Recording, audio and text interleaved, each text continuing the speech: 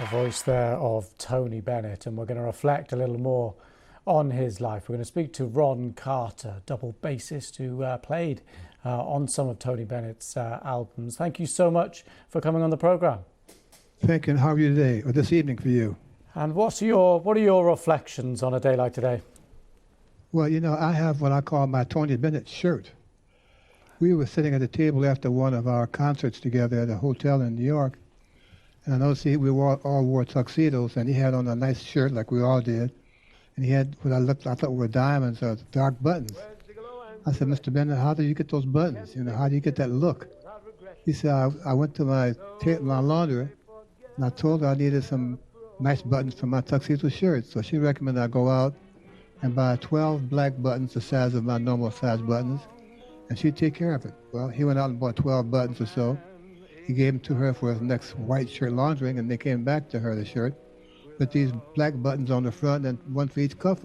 I said, wow, it's a great look, you know. And he said, yes, all you got to do is get to the laundry, take your buttons, and have them fix it for you. So now I have a great memento of Tony Bennett, my Tony Bennett shirt that I wear with every tuxedo I have. That's absolutely wonderful. And you talk about there, yeah, just spending time with the man. What was he like? Well, we didn't have much social. I saw him primarily at gigs and concerts, and he was straightforward with his musical taste. He knew what he expected from the rhythm section. I don't know whether he played piano or not, but he knew when the accompaniment wasn't perfect for what he needed for this tempo of the song. He trusted the guys he had hired to, as he called it, make me sound great. And we had a good time playing with him.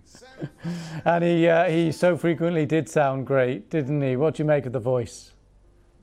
Well, you know, I'm not a critic of singers, but he was so easy to play with. He understood the lyrics.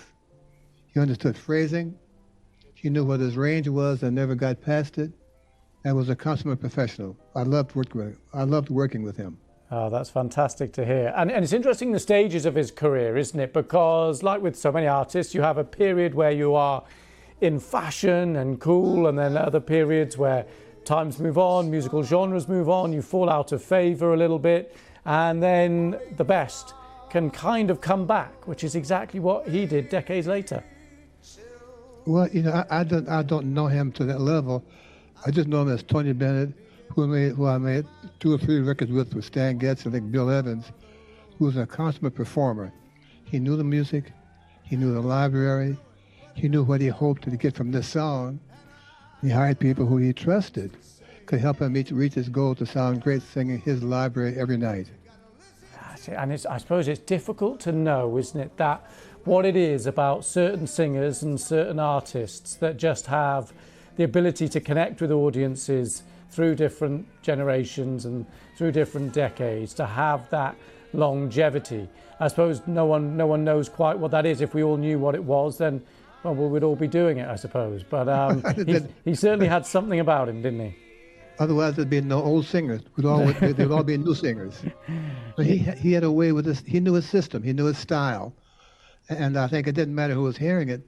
Once they heard it, they understood, here's a guy who can really sing a song. Yeah, absolutely wonderful stuff. And just a quick note on you, Ron.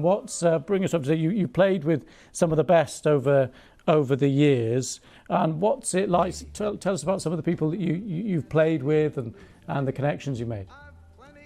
I'm not sure, Lewis, correct? Yes, that's right. I'm not sure you have that much time. I'm in the Guinness Book of Records, recording over 2,200 records. Wow. Which is a lot of guys to play with and gals to play with and love every minute of it. But I played with Miles, and I played with Tony, Stan Getz, Bill Evans, Red Garland, Sonny Rollins, Beretta Flack, the Rascals, just a bunch of people who thought I could help their project do something different with me being there. I trusted their judgment because they sought me out after all the choices they had. I'm comfortable that I played the best I could to make them give them what they wanted. It's fantastic, Ron. I knew some of those names and just wanted to hear you list them off because it's absolutely wonderful. Ron Carter, thank you so much for coming on BBC News and talking to us. Thank you so much for your time. Take care, and thank you from Tony Bennett's family for giving him the respect he's due after he's gone. Thanks. Indeed. Thank you so much.